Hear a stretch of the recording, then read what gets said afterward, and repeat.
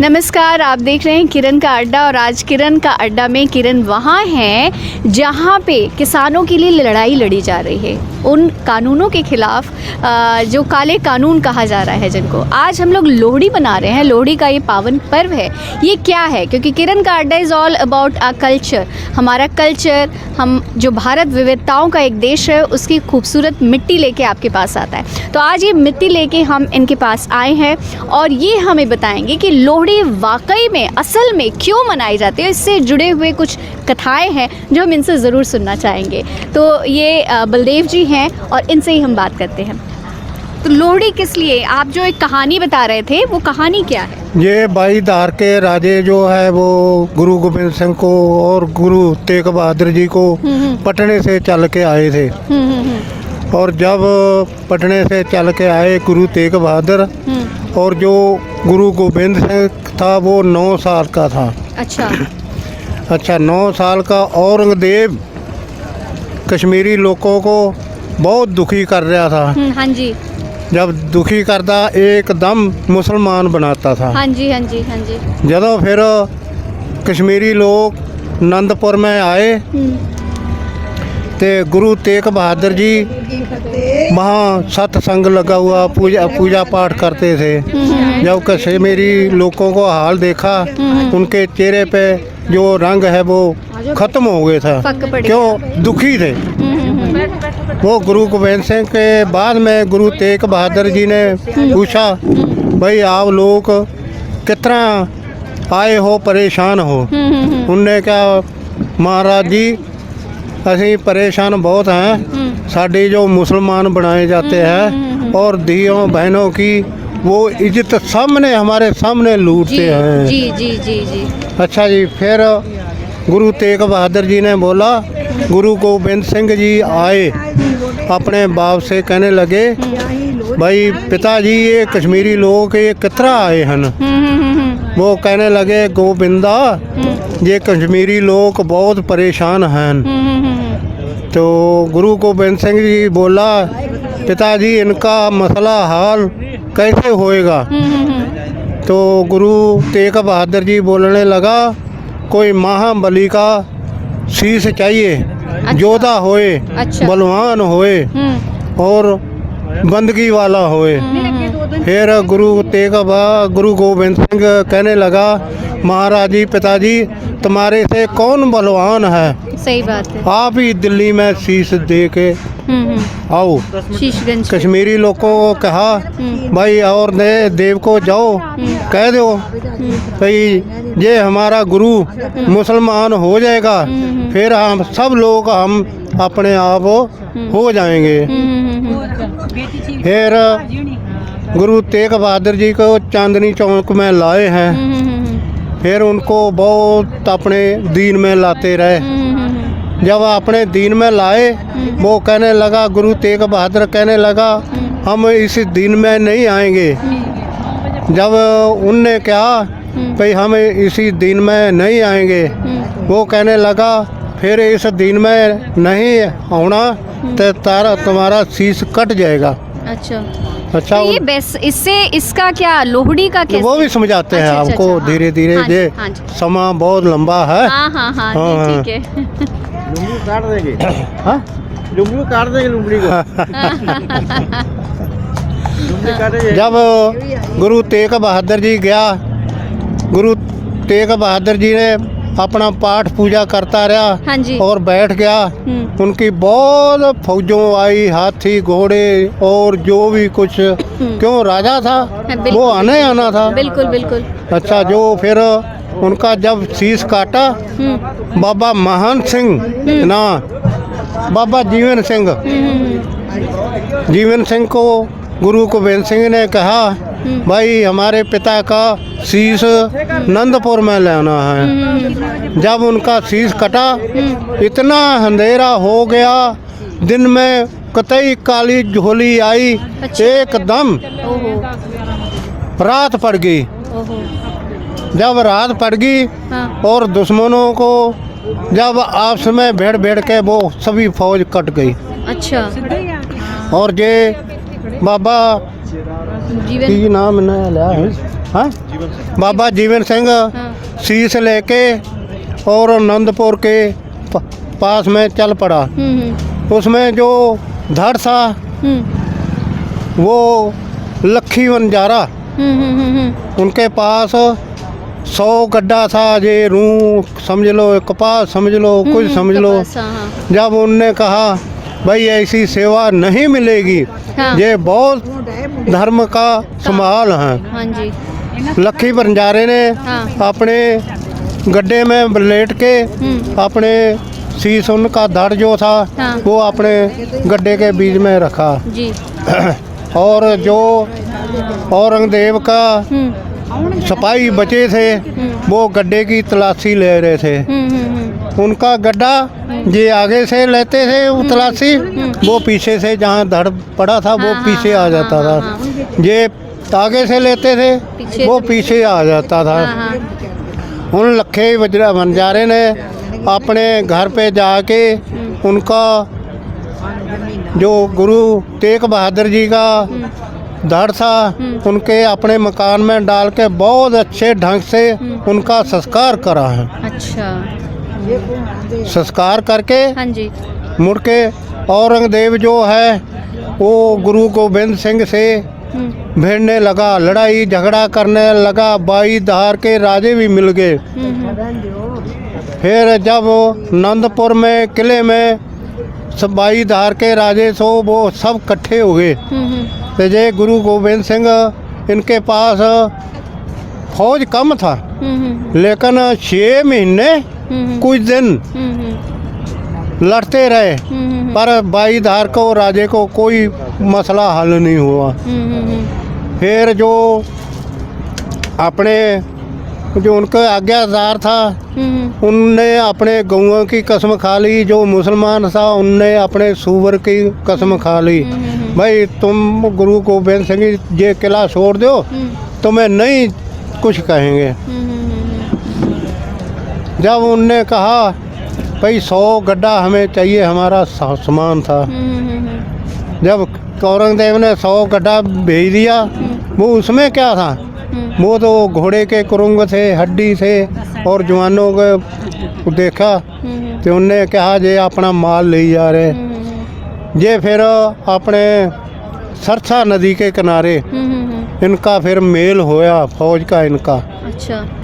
ਜਦੋਂ मेल होया फिर वैरी उत्ते चढ़दा आवे गुरु गोबिंद सिंह के पास, वो कुछ परिवार उनका नदी से पार हो गया, कुछ माता गुजर कौर और जो छोटे साहबजादे थे ये माता गुजर कौर के पास में रहे, और कुछ गुरु गोबिंद सिंह के चेले और 2 बड़े बच्चे थे वो गुरु गोबिंद सिंह के पास में गए।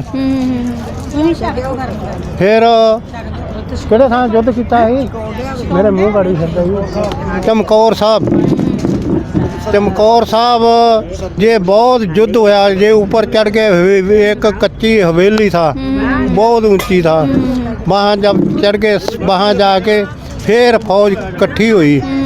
जब इकट्ठी हुई जो उनका अपना मुखी था, और आप कह देते हैं उनको, समझा देते हैं पंजाबी में, अपना लीडर कह देते हैं या मुखी कह देते हैं, क्योंकि मुखिया फौज के मुखिया नहीं, वो फौज के बनाए जाते थे। अच्छा। राजा अलग बनाता था, ये अलग बनाता था। हाँ। जब वो हुक्म चलाते थे ये काम ऐसे करना है, ये ऐसे करना है। जब वो बड़े बड़े गुरु गोबिंद सिंह के पास जाता था वो तीर चला देता, छोटी मोटी जनता को कुछ नहीं बोलता। जो बड़े आदमी इंसान राजे या उनके वजीर या हनकारी राजे को वो तीर से ख़त्म कर देता। अच्छा।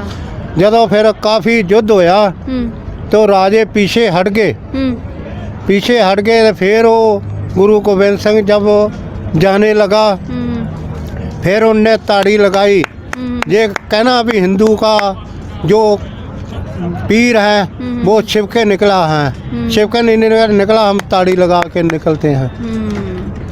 अच्छा। तो ये फिर बहुत गुरुद्वारा में गए, फिर मुक्तसर की धरती से ਬਹੁਤ ਹੀ ਉੱਚੀ ਟਿੱਬੀ और सखराने की ढाब ये कहानी बहुत लंबी है, कोई अपना भी टाइम तुमने करना है और कहीं भी जाना होगा। हाँ जी बिल्कुल बिल्कुल। जब टिब्बी के ऊपर गुरु गोबिंद सिंह जी ने ऊपर डेरा लगा लिया और नीचे बहुत अच्छा पानी पीने के लिए अपने फौज के लिए गुरु गोबिंद सिंह ने तय कर लिया। जब उनकी फौज आई चलकर उनने अपना सांस नहीं लिया, युद्ध करने लगे, जो फिर युद्ध करते करते बहुत परेशान हो गए। राजा कोई भी जनता पीछे लौटा। उस टाइम 40 सिंह शहीद हुए मुक्तसर की धरती में। अच्छा। ये त्योहार वो मनाया जाता है। अच्छा। बाकी वाहिगुरू जी का खालसा वाहिगुरू जी की फतेह। इतिहास बहुत लंबा वा, इनू घट तो घट भी 2-4 घंटे लगते आ। अच्छा हाँ। हाँ मुझे पता लगा है कि शहादत के उस पे उस इसी दिन पा गए। हाँ जी हाँ जी लोहड़ी बनाई गई, शोक में बनाया गया।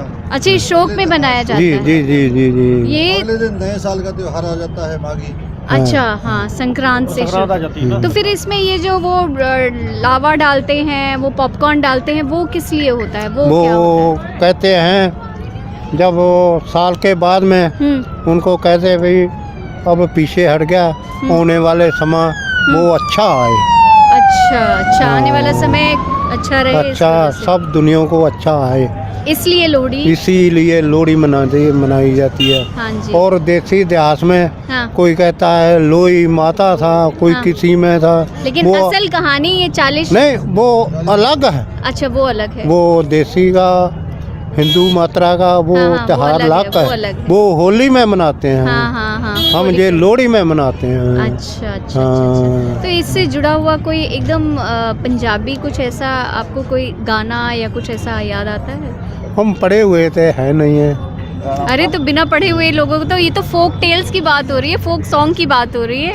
कुछ ऐसा एकदम जो लोकगीत हो आप लोगों का इससे जुड़ा हुआ? सुनाता थोड़ा बहुत है ये माता जी को सबको अच्छा था। हाँ माता जी को ये माता जी को हाँ। छुप रही है, वो हाँ। बोल ही नहीं रही है। नहीं पहले आप तो घर बेटा होता है ना, हाँ जी। जब किसी की मैरिज होती है हाँ। और जड़ियाँ बेटियां वहाँ वो लोहड़ी मंगने जाती हैं हाँ जी। और वो गीत बोलती हैं, हाँ। सानू दे लोहड़ी तेरी जीवे जोड़ी, दे लोहड़ी तेरी जीवे जोड़ी, हाँ जी। 2 फुल्लड़ियां ले आई उत्ते मेंगन रख ले आई। हाँ जी। ये तरह के गीत बोल देंगे हाँ। और बोलती रही है। और इस तरह ही बोली जाती वहाँ के सुंदर मुंदर के इस तरह। हाँ जी हाँ हाँ तेरी जीवे जोड़ी हाँ ਇਹ ਵੀ ਜੀਵਗਾ ਤੇਰਾ ਰੱਬ ਹੋਰ ਦਊਗਾ ਨਾ, ਇਹੋ ਵੀ ਇਤਰਾ ਹੀ ਆ ਸੁਣਾਉਣਾ ਵਾ ਵੀ ਇਹ ਵੀ ਜੀਵਗਾ ਤੈਨੂੰ ਰੱਬ ਹੋਰ ਦਊਗਾ। 2 ਫੁੱਲੜੀਆਂ ਲਿਆਈ ਉਤੇ ਮੇਂਗਣ ਧਰ ਲਿਆਈ, ਸੁੰਦਰ ਨੇ ਆਪਣੀਆਂ ਪੈਰਾਂ ਹੇਠ ਸਲਾਈਆਂ ਤੇ ਅਸੀਂ ਕਿਦੋਂ ਦੀਆਂ ਖੜੀਆਂ, ਸਾਨੂੰ ਦੇ ਲੋੜੀ ਅਸੀਂ ਕਦੋਂ ਦੀਆਂ ਖੜੀਆਂ। ਇਸ ਤਰ੍ਹਾਂ ਹੀ ਆ।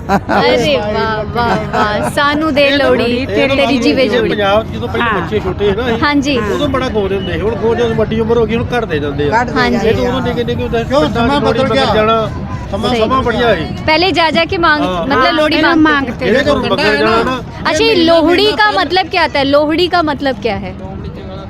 लोहड़ी का मतलब यही तो बताया। नहीं लोहड़ी का तो वो आपने कहानी बता दी, इसका जैसे एक शब्द होता है ना हम लोग का पंजाबी में लोहड़ी, लोहड़ी क्या है? लोहड़ी जो छोटे छोटे बच्चे हैं हाँ वो घर घर जाके मांगते जिसके हैं। बच्चा हो, किसी और की शादी लड़की हो, जो वो है, लोहड़ी मांगते हैं। वो अच्छा वो अपने लोहड़ी रिश्तेदार- मांगते हैं, ये सब हाँ, जो जो खुशी की लड़की चीज है वो लग जाती है। खुशी पे लोहड़ी बांटते हैं ਸ਼ਾਦੀ ਹੋਵੇ ਨਾ, हाँ जी ਸ਼ਾਦੀ ਹੋਵੇ ਤੇ ਫਿਰ ਲੋਹੜੀ ਵੰਡੀ ਦੀ ਆ। अच्छा ਬੱਚੇ ਦੀ ਸ਼ਾਦੀ ਹੋਵੇ ਹਾਂ। ਫਿਰ ਲੋਹੜੀ ਵੰਡੀ ਦੀ ਆ, ਸਾਲ ਪਿੱਛੋਂ ਜੋ ਲੋਹੜੀ ਆਵੇ ਫਿਰ ਭੁੱਗਾ ਲਾਈਦਾ ਵਾ, ਫਿਰ ਬੀਬੀਆਂ ਬਹਿ ਕੇ ਗੀਤ ਗਾਉਂਦੀਆਂ ਵਾ अच्छा ਤੇ ਬਸ ਇਹੋ ਹੋਰ ਵਿਆਰੇ ਹੋਈ ਆ। ਉਹਨਾਂ ਨੂੰ ਪੈਸਾ ਦਿੰਦੇ, ਉਹਨਾਂ ਨੂੰ ਪੈਸੇ ਦਿੰਦੇ ਆ, ਬੱਚੇ ਹੋਏ ਵੱਡੇ ਹੋਏ। ਜੀ ਕੀਤਾ 100 ਰੁਪਇਆ ਦੇਤਾ, ਜੀ ਕੀਤਾ 500 ਰੁਪਇਆ ਦੇਤਾ, ਜੋ ਸਰਿਆ ਉਹ ਦਿੰਦੇ ਆ। अच्छा अच्छा ਹਾਂ ਇਹ ਆ, ਹਾਂ ਇਹ ਆ। विश्वास है। चलिए थैंक यू गीत सुन लो। आप गीत कोई सुना दीजिए हमें, कोई अच्छा सा गीत सुना दीजिए, पंजाबी गीत सुना दीजिए अच्छे से खुशी वाला। आप सोचिए मैं आपसे लोहड़ी मांग रही हूँ, गीत की लोहड़ी मांग रही हूँ, आप बता रहे हैं गाइए। ਹੁਣ ਚੇਤਾ ਭੁੱਲ ਗਿਆ, ਟਾਈਮ ਜ਼ਿਆਦਾ ਹੋ ਗਿਆ ਹੁਣ ਜਦੋਂ ਦੇ ਗਾਣੇ कोई ਬਣੇ बात ਹੁਣ नहीं, ਚੇਤਾ टाइम ਭੁੱਲ को ਗਿਆ। दोबारा रिवाइंड कर लीजिए और सुना ਇੱਧਰ ਆ ਜਾ ਫਿਰ ਤੈਨੂੰ ਮੈਂ ਦੱਸੀ ਜਾਂਦੀ ਆ। ਬਹਿ ਜਾ ਇੱਥੇ ਲੱਗ ਬਹਿ ਗਏ ਤਾਂ ਸੁਣਾ ਗੀਤ ਗੀਤ ਸੁਣਾ ਚੱਲ सुना दे। ਸੁਣਾ। ਸਾਨੂੰ ਦੇ ਲੋੜੀ ਤੇਰੀ ਜੀਵੇ ਜੋੜੀ, ਸਾਨੂੰ ਦੇ ਲੋੜੀ ਤੇਰੀ ਜੀਵੇ ਜੋੜੀ, ਤੇਰੀ ਇਹ ਵੀ ਜੀਊਗਾ ਰੱਬ ਹੋਰ ਦਊਗਾ, ਤੇਰਾ ਇਹ ਵੀ ਜੀਊਗਾ ਰੱਬ ਹੋਰ ਦਊਗਾ। ਦੋ ਕ ਫੁੱਲੜੀਆਂ ਲੈ ਆਈ ਉੱਤੇ ਮੇਂਗਣ ਧਰ ਲਿਆਈ, ਦੋ ਕ ਫੁੱਲੜੀਆਂ ਲੈ ਆਈ ਉੱਤੇ ਮੇਂਗਣ ਧਰ ਲਿਆਈ। ਗਈ ਤੇਰੀ ਬਿਮਾਰੀ ਤੇਰਾ ਰਾਜੀ ਤੇਰੀ ਦਾਦੀ, ਗਾ ਹਰੀ ਹਰੀ ਕਮਾਦੀ ਤੇਰੀ ਦਾਦੀ। ਬਸ ਸੁੱਤਾ ਸੁੱਤਾ 8 ਰੁਪਈਆ ਤੇਰੇ ਹੱਥ, ਗਾ ਸੁੱਤਾ ਸੁੱਤਾ ਉੱਠ ਤੇਰੀ ਰੁਪਈਆ ਤੇਰੀ ਮੁੱਠ। बस जी वेरी गुड, थैंक यू। इसके लिए मैं इस पूरे इस ग्रुप का धन्यवाद करती हूँ और इस किसान आंदोलन का धन्यवाद करती हूँ ना, मुझे ये मौका मिलता आके इन लोगों से बात करना। हाँ जी तो फिर आपको जो बिल्कुल, आपका एड्रेस मैं लेके जाऊंगी, अपना एड्रेस दे के जाऊंगी। Thank you.